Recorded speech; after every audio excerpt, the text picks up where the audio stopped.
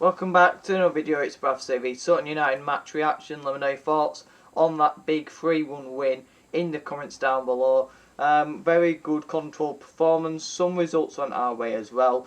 Unfortunately, Salford, they were 2-1 down in the 94th minute. They ended up winning 3-2, scoring in the 95th and 96th minute. Stevenage drew to Hartlepool 1-1. Northampton, again, it was 1-1 for quite some time, but they scored in the 80-plus minute to win 2-1. Stockport smashed Newport. Carlisle drew to 10 men. Walsall, that's a big defeat for them. And some other big results around the playoff picture as well. Mansfield drawing to bottom of the league. Rochdale, who we play next Saturday. So that's an exciting game for us now. I think 3,500 fans going next Saturday to bottom of the league. Rochdale, that's a must win if ever I've seen one. And we've got to go and keep this one going. We're 10 games unbeaten. And really we need more of a winning one to go. But yeah, it was a really good performance.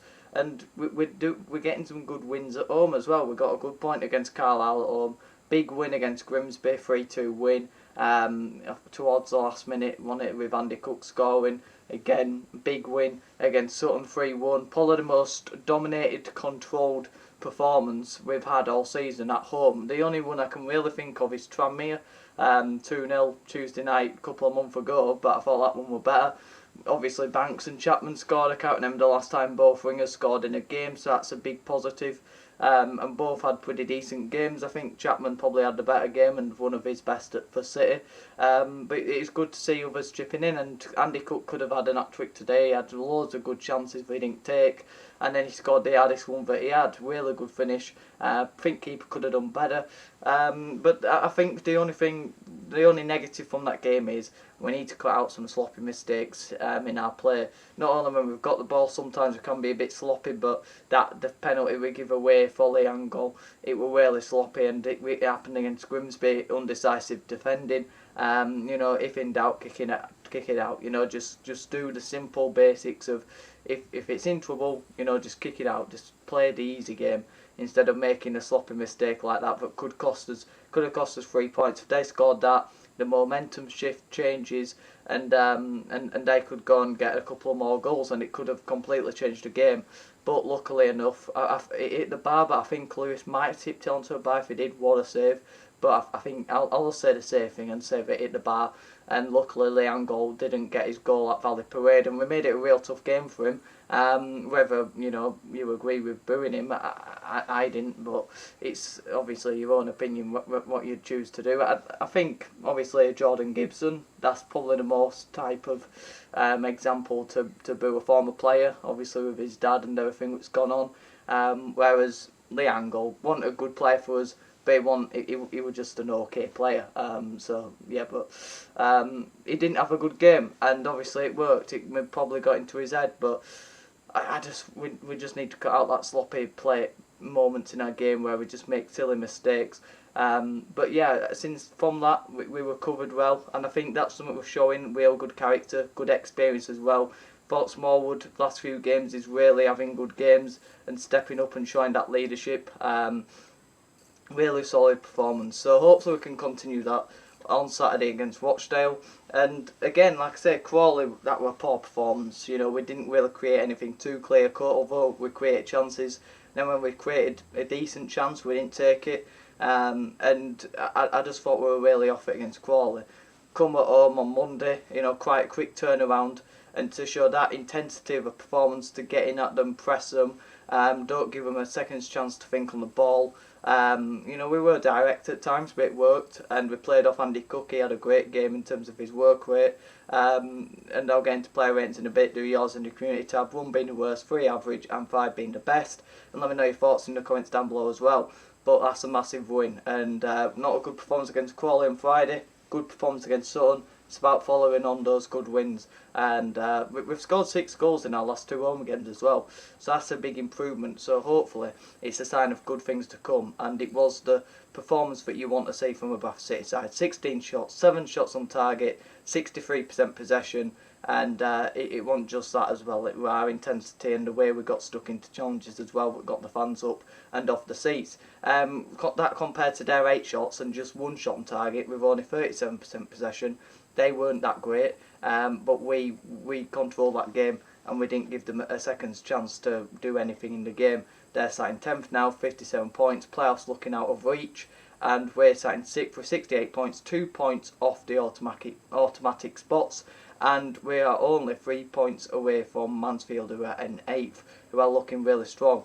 In terms of a prediction, I probably would say Salford would drop out for Mansfield, with Barrow coming in behind. So let me know your predictions as well, because it's definitely an intriguing battle for who's going to go up, and hopefully we are one of those sides. But we've got 6 massive games left to go, and again, I think the home atmosphere is improving as well. We are coming a long way, because we have great attendances, we have great followings, we have great colours, everything's brilliant. But at times the atmosphere can be flat. But I think we're really improving. North West Corner and the K Block are becoming more together, and obviously what City Event are doing, it's fantastic. And the 2 flags, there's just a real good atmosphere around the ground at the minute, and hopefully that can continue. 10 games unbeaten, 2 defeats in 2023. I think one of the best away teams in the league as well. There's some real optimism, considering the game on Friday. There were some pessimism. So, like I say, it's all about following it on, and we've got 6 massive games to come. So, onto the player ratings. Harry Lewis gets a 3. He didn't have a lot to do. Obviously conceded a penalty, whether it was his fault or Stubbs' fault, that's up for debate. I'd have to see it a couple more times than just once to examine that, to decide that. But I'd have to see the penalty again to see if he saved it, but I'm going to say it hit the bar. I'm not going to make myself look like an idiot, but I thought he had an okay game. He didn't have too much to do, so I'll give him an average score. Brad Alley did 2. I thought he wasn't quite okay. I thought he just had a below average game, so I'll give him a 2. He wasn't too bad, but again, I think he's got a lot of improvement to do going forward. And defensively, I thought it was okay, but I think he's one of our top assisters. I'm not quite sure how. But the problem with Brad Halliday is that he's very inconsistent. He can have a really good game, he can have a poor game. But he can have a poor game, but it's still not as bad as what we've had in previous seasons in his position. So he's just a consistent player who will consistently be an average player, and that's probably what we need, considering the last few we've had him right back. Onto his opposite side, Liam Rydell 3. I thought he was okay going forward, putting a few decent crosses. I think he's improving as well. I'm not a big fan of him. I think he isn't good enough for where we want to be and where we want to go. But he was okay, and he is slowly improving. And I do think that he's no better than Matty Folds, or maybe he's slightly better. I think because Folds is from Bradford and a City fan, I'm pretty sure. I think that's why we all loved him so much. But I don't think Liam Rydell's been that bad compared to what Matty Folds was at City. So yeah, an average score. Sam Stubbs 4. I think it was his fault for the penalty conceded. But if you take that aside, he stepped out of defence really well, played a few good passes out from the back. Manhandled lately Angol out of the game, as well as Critchlow. I thought he had a really good game, and he was a man of match contender for me. And to be fair, he's come in from Exeter in January, and he's made a real good impact on this team. Not only his leadership, his experience, but also he's a very good footballer. So I'm a massive fan of him. I had my doubts over him when he first came in, his first couple of games, but he's really settling into that side, and he's one of the first names on the team sheet as well, because let's not forget he's took Critchlow out of that side when he came in. So I think he had another solid game.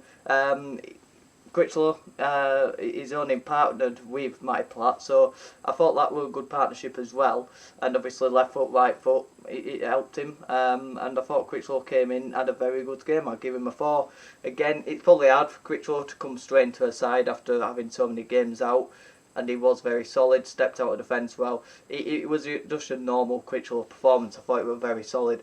So a very good performance from him. 4.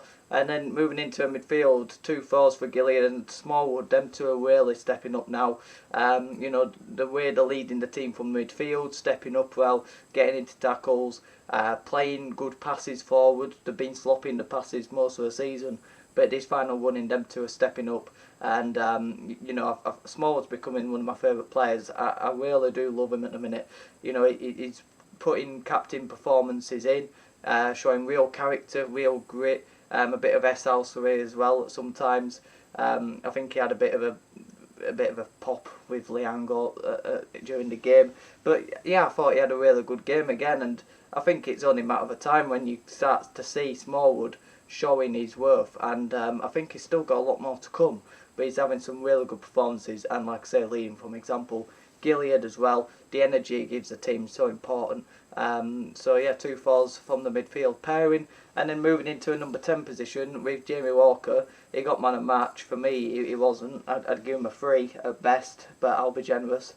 I thought he was good, but I thought he was okay. You know, he had some good moments in the game, but he's going hiding a lot, and you know, maybe he's trying to do too much at times as well. I think there's something that's not right with Jamie Walker at the minute. I don't know if he's playing through an injury. He seems to be going down quite a bit. You know, during moments in the game. I just think he's got a lot more to offer, and he isn't offering it. He's offering it in work rate and passion and work ethic. I love all that, but he's got so much quality that he ain't showing. So I think Saturday I'd definitely start Derbyshire over him, just playing off Cook. I think them to have a much better link-up play, and Derbyshire at the minute is showing a lot more quality than Jamie Walker. Maybe he hasn't got the legs that Jamie Walker has, but he just ain't giving enough for me for what he's got. Moving into Chapman, 4, got the goal, really good goal, and his overall play I thought were good as well, and hopefully can build into that role. Because I think when he's played on the wing this season, he's looked a lot better than he has as a number 10, but he hasn't had enough chances to play in the role and to gain confidence playing in it. But hopefully that goal will give him the confidence, and hopefully he can stay in the team, because I think he's got a lot to offer, like many. And I think that's why we're sat in 6th, because we've got a lot of players, good players, that just haven't quite hit the heights that we all know that they can this season. And hopefully that now we're hitting this run in on a really good unbeaten run, with a really good win behind us against Sutton. Hopefully now we can, you know, hopefully steamroll teams. But it ain't going to be that easy, as we all know. But I think Chapman is a confidence player, and I think playing week in, week out now, from now to end of the season in that role, getting off that goal, I think, you know, we need players like him to step up and get the goals behind Cook. But his creativity, I thought he was really good, Chapman, today.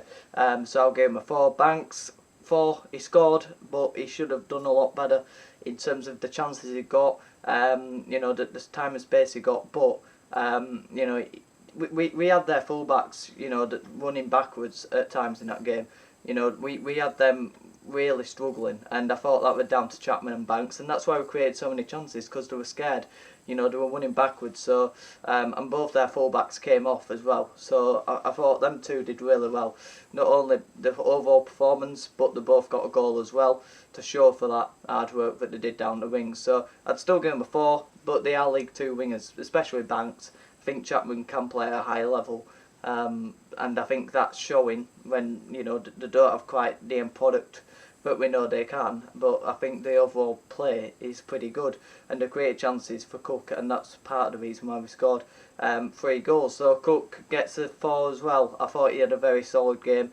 I probably would have given him a 4 if he didn't score, because although he had really good chances that he didn't take, his overall work rate, he terrorises defenders. You know, again, their whole back 4, that was their problem, because we just had them running backwards. We had them scared of Banks, Chapman, Cook, and like I said, they looked quite big centre halves compared to Cook as well, and they were scared to challenge him in the air.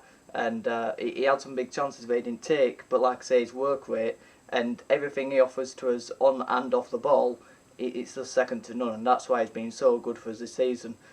So really good performance by him, but no one really had a bad game. You know, everyone who I've sort of criticised, it's only because I know they can do more and I expect better. But I thought everyone, you know, that's why we were so dominated, and so we just controlled that game throughout, because everyone played the part and everyone did the job today. And hopefully we can, like I say, carry that and get some momentum in these games and start, you know, not steamrolling, because that's a bit unfair to say that to about teams. But you know, there's some poor teams in this league that we haven't quite played our best against, and hopefully against Rochdale, they beat us at our place. Hopefully, you know, with loads of fans there, hopefully we can go and beat them and get a massive win and take us into the final run in 6 games left.